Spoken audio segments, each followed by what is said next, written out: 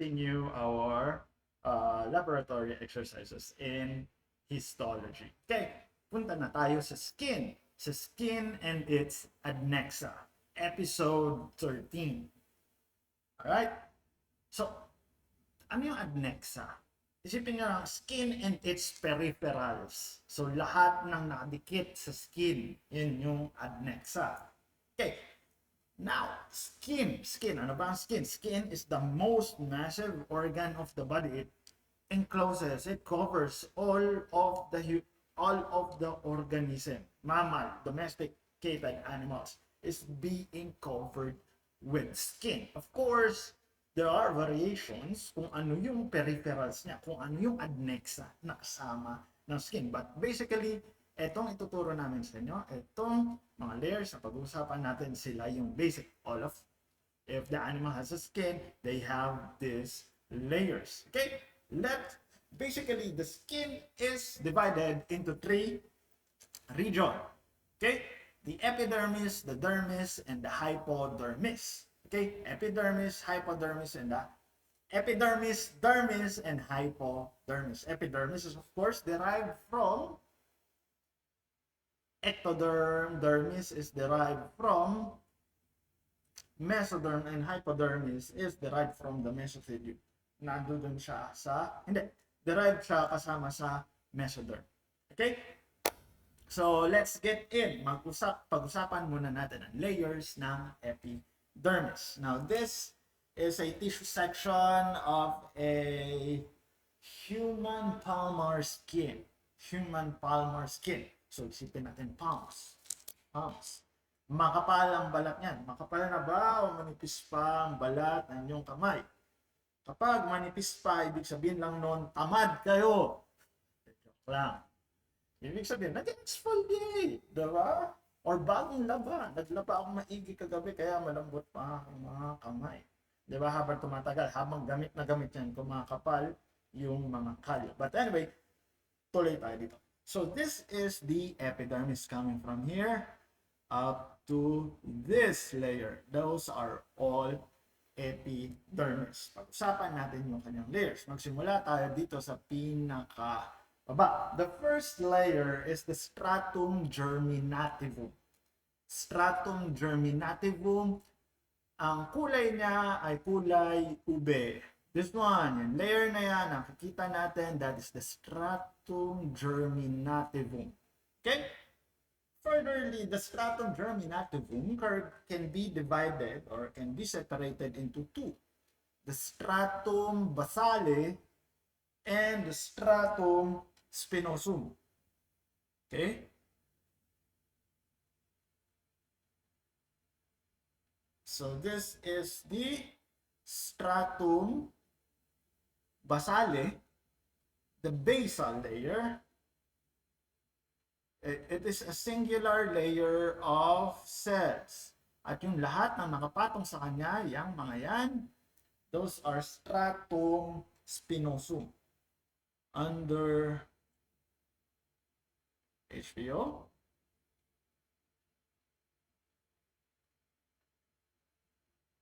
Bawasan natin ang ilaw. Sobra naman. Let there be light. Ayaw niya na. Okay. Very good. Very good. Sobra. So, yan.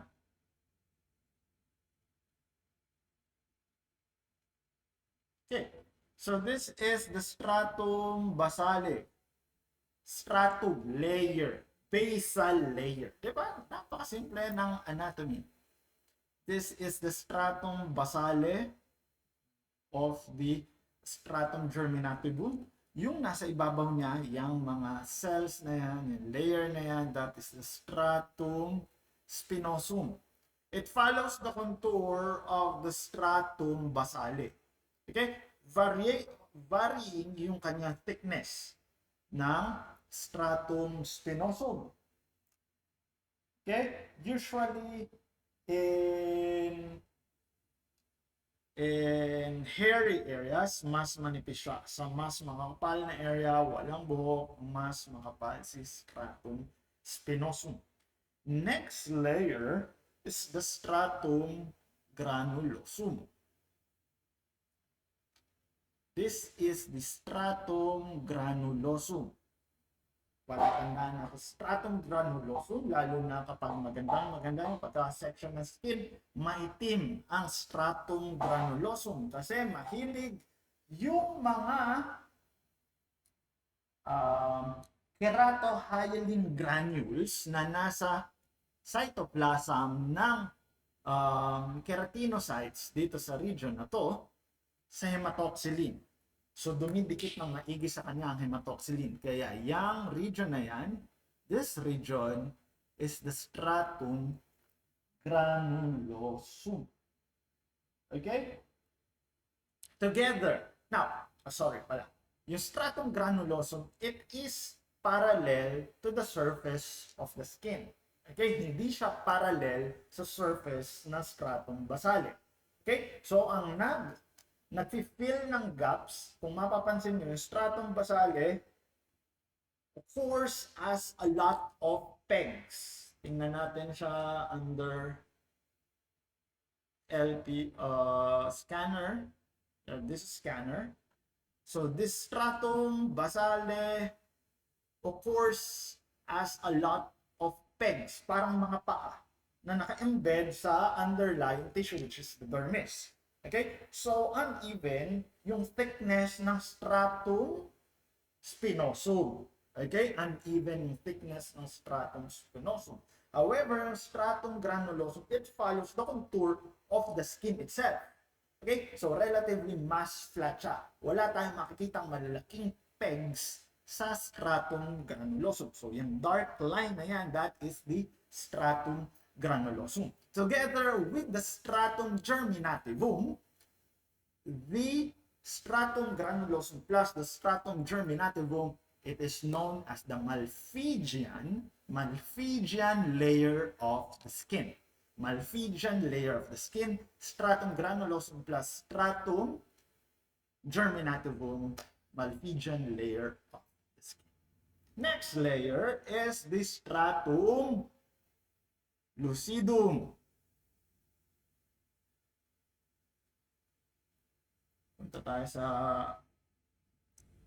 HBO para mas ma-appreciate natin.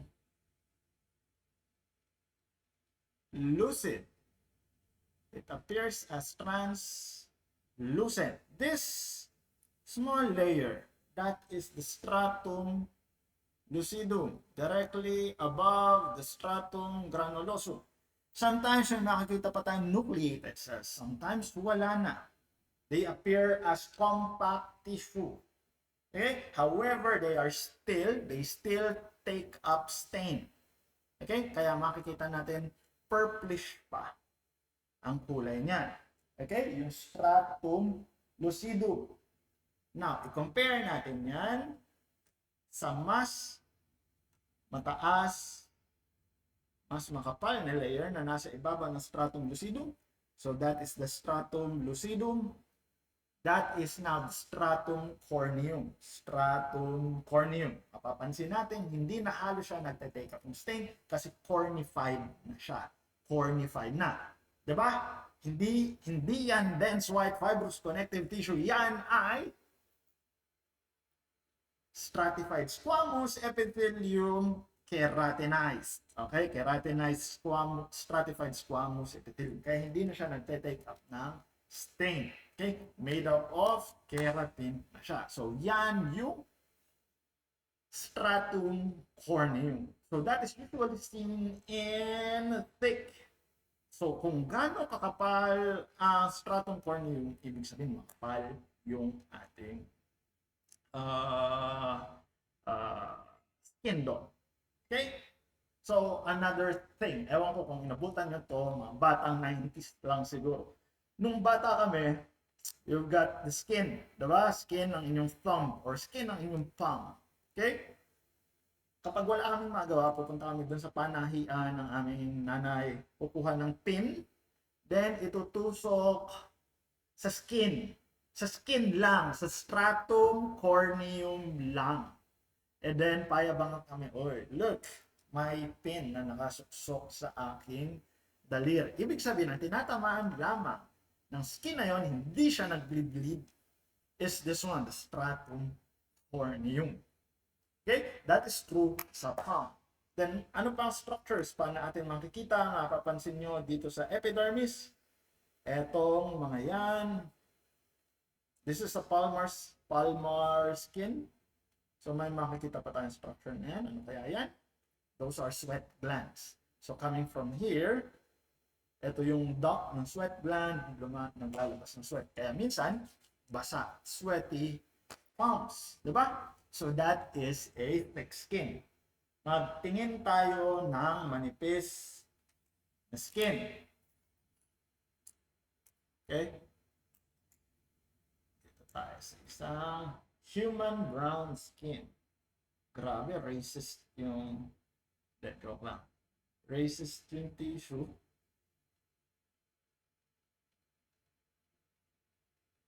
Alright. So that is the epidermis. As you can see, we see the pegs, epidermal pegs. No, that is the stratum corneum. Okay, manipis lang yung kanyang stratum corneum. Tingnan natin, under LPO.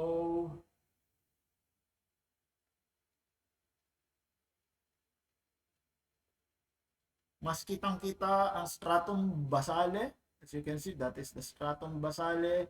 You've got a very thin stratum granulosum, stratum lucidum na konting-konti na lang, at ang natitira ay ang mga stratum corneum. Now, yan in non-palmar skin, just regular skin, yung stratum corneum, like for some facial skin, stratum corneum, yan yung na-exfoliate. Kaya nga dun sa mga nag-exfoliate ng skin sa mukha para mas maging fresh. Okay? Ang tinatanggal is the stratum corneum. Ang natitira is yung stratum lucidum, which is a fresher skin. Kaya mas nagmumukhang fresh. Kaya tinatanggal yung stratum corneum. In other spaces, in other areas, yung stratum corneum, such as this, yan yung libag. Yung inyong libag. Subukan nga natin kung may makukuha pa kayong libag sa inyong skin. Okay? Joke lang. So that is the stratum corneum. Okay, malinaw. Malinaw. Gets natin yon. Okay, next layer. Tapos na tayo sa epidermis, punta na tayo sa dermis. Dermis is also known as the cutis or the cutis verum. Cutis verum, verum means true, truth, or the true skin. Okay, the cutis verum is derived from the dermatome of the somites. Okay, so mas appreciate. Ito, kita naman din dito. So this is the dermis. Yan yung dermis. Pwedeng hatiin ang dermis into two layers. Papillary layer at saka ang reticular zone. Okay, the papillary zone and the reticular zone. Okay, sa papillary zone, makikita siya sa dermal papilla. So those are the dermal papillas. They are compatible. They complement the epidermal pegs. So this is the epidermal pegs. Yung katabi nila, that is the papilla, dermal papilla. So that is the papillary layer. Ang papillary layer would have a finer fibers, okay? And they appear more closely arranged than the reticular layer. Now, this is the reticular layer of the of the dermis. Okay? Papillary layer, reticular layer. Now, tingnan natin yung sa thick skin, kung anong itsura ng dermis sa thick skin.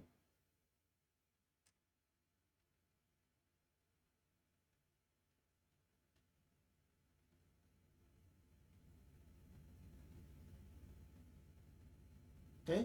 So mas close to, so these are the papillary layer, and the reticular layer. Mas loose ang makikita natin sa reticular layer ng epidermis. Of course, dyan din natin makikita ang iba't ibang glands. You've got the sweat glands, and kanina nadoon din yung mga hair follicles sa reticular layer. And finally, the hypodermis. The hypodermis, yan yung hypodermis. Ang makikita dyan ay taba. Nandyan ang mga taba. Ang collection ng taba ng hypodermis is also known as the panniculus adiposus. Panniculus adiposus. As you can see, this tissue, that is an adipose tissue. Okay, this one. Okay? Other structures na makikita pa natin sa hypodermis or nasa baba ng hypodermis, especially here in the skin of the cat.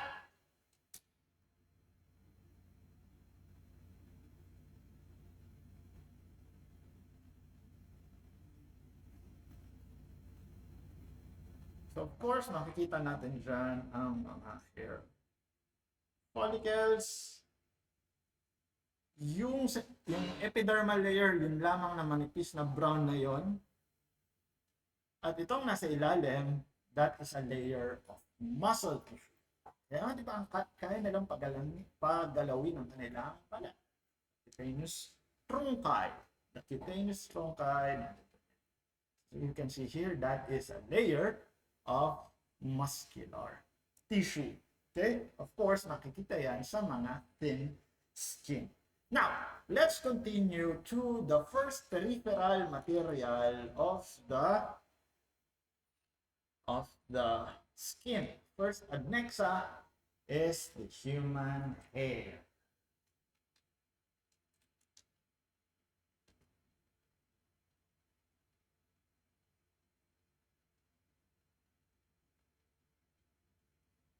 Sobrang nipis ng buhok, hindi ko siya makita. Yan! Alright, so this is a human hair.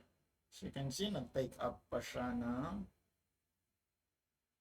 color. Dito tayo. This the hair bulb, the root bulb, and yan yung hair.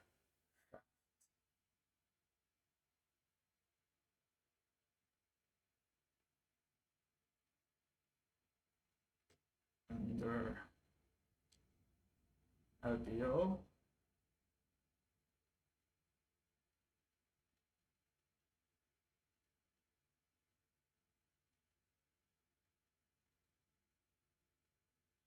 And of course, so actually, na-appreciate natin siya dito. So this is yung small layer, yung darker layer na nasa periphery ng hair shaft, that is the cuticle. Yung bulk na yan, that is the cortex. And finally, yung nasa gitna, that is the medulla of the hair shaft. Now, yung cuticle, siya yung nagkokos, kaya makintab ang buhok. That's why, doon naman sa mga dry na buhok, yun yung nauubos yung cuticle. So, anong ginagawa? Treatment. Anong gagawin? Tatanggalin muna lahat ng cuticle. Yung buhok, papalitan ng bago. Kaya, plaplansyahin din. Kaya, kumikinang-kinang ang buhok. Diba? Ganun ba nangyayari? Ganun. Pagpa-treatment na ng buhok, nagiging dry na aking hair. De, joke lang. Okay. Now, tingnan natin tong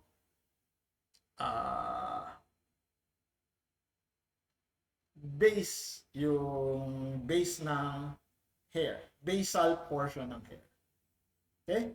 As you can see, the basal portion of the hair, meron tayong nakikitang translucent na flat cells. Okay? So that is the Henle's layer. Henle sa internal root sheath. Okay? Dito, nakikita na natin yung kanyang arrangement. 'Di ba? Para siyang bouquet ng flowers. Okay? Palabas, meron siyang mga angles na nakalabas sa kanyang surface. So, ang ginagawa niya, naka-angkla siya sa kanyang connective, sa external root sheath. Sa external root sheath. So, if this is the hair, yung kanyang Hendy's layer, so may angles na nakalabas pa sa kanya. So, pag ganun siya, yung external root sheath naka-complement sa kanya para hindi basta-basta mabunot ang buhok. Ang haba-haba ng layers na yan, as you can see, those are Hendy's layer hanggang sa makarating dito sa root bulb na wala na tayong layer.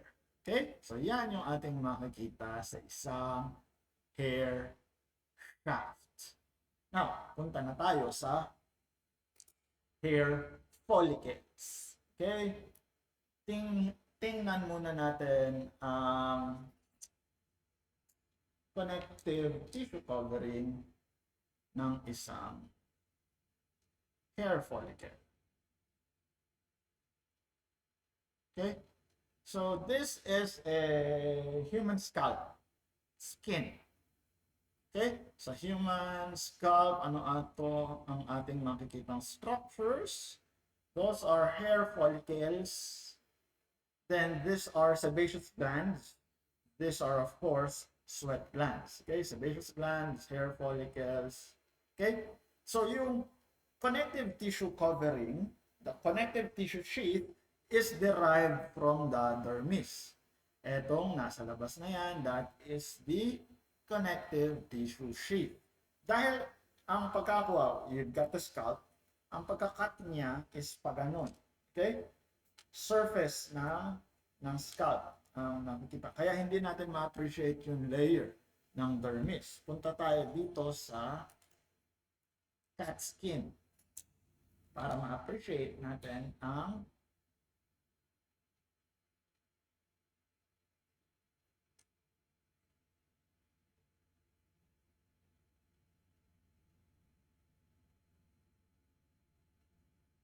layers ng connective tissue sheath.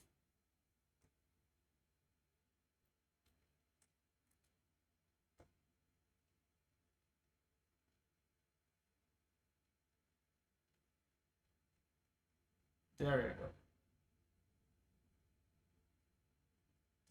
So this is a hair follicle. Okay, that is a bulb. Yung layer na nakadikit sa mismong bulb, that is the inner layer. It is actually distinct kasi it follows the contour of the hair follicle. Okay? Outside it, this one, that is the middle layer of the connective tissue sheath. It is thickest and usually covers yung larger portion ng hair follicle. And finally, the outer layer, it has elongated cells. It is poorly defined. It is made up of loose bundles of white fiber. So, ito na yung outer connective tissue sheath. Okay? Again, ito yung inner connective tissue sheath, nakadikit mismo sa hair follicle. That is the middle layer. And this is the outer layer. Punta na tayo mismo dun sa external root sheath. Yung nako-cover, yun yung nakadikit sa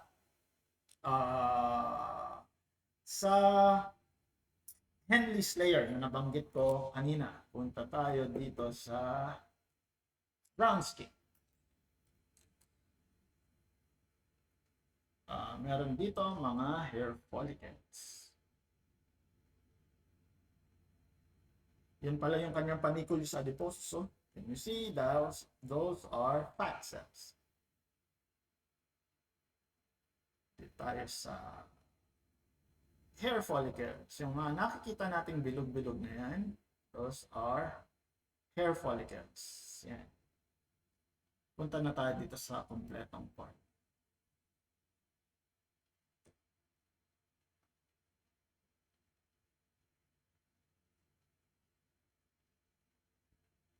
Now, this is the external root sheath. Okay? Anong nire-resemble niya? Anong nire-resemble niya?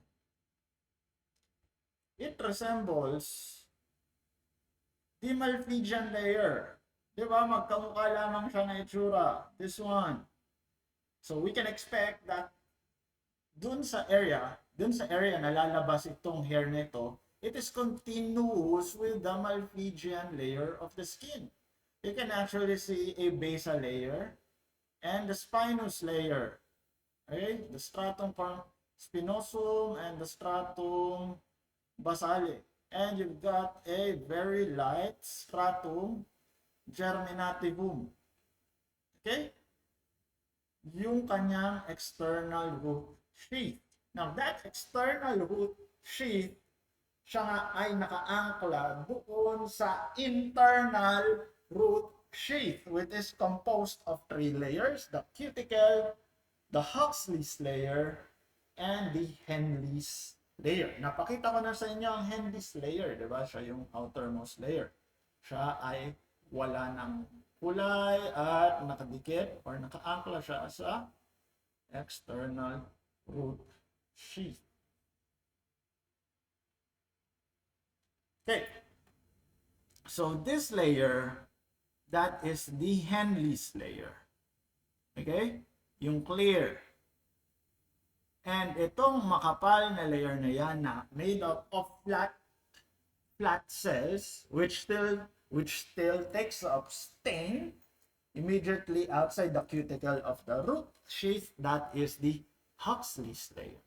Well, yung cuticle, of course, yung cuticle ay itong nakadikit sa mismong hair. Hair is wala siyang, hindi siya nagte-take up ng stain ng H&E, kaya hindi natin makita yung mismong hair itself. Pero yung semblance niya, itong mismong part na yan, yan yung hair. Ibig sabihin, hindi lamang siya nagte-take up stain, kaya siya yellowish to white ang color. So that is the cuticle, that is the Huxley's layer, and that is the Henle's layer. Okay? May papakita pa ako sa inyo dito sa parting baba para maniwala talaga kayo sa akin na ang Henle's layer rectangular, made up of rectangular cells.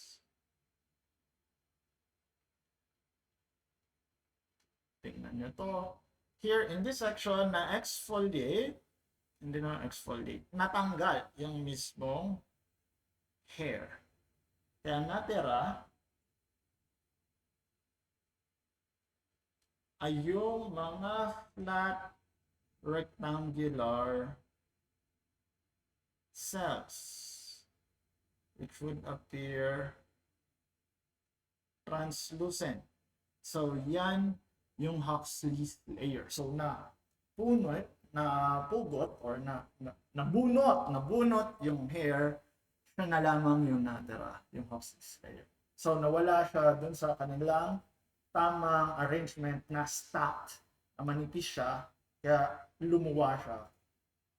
Nawala kasi yung nasa inner portion ng hair. So that is the skin and its adnexa part 1. Isang adnexa pa lang pinag-usapan natin, yung hair. Next episode, next exercises, yung iba pang peripherals ng skin ang ating pag-uusapan. For now, hanggang dito na lang. Okay?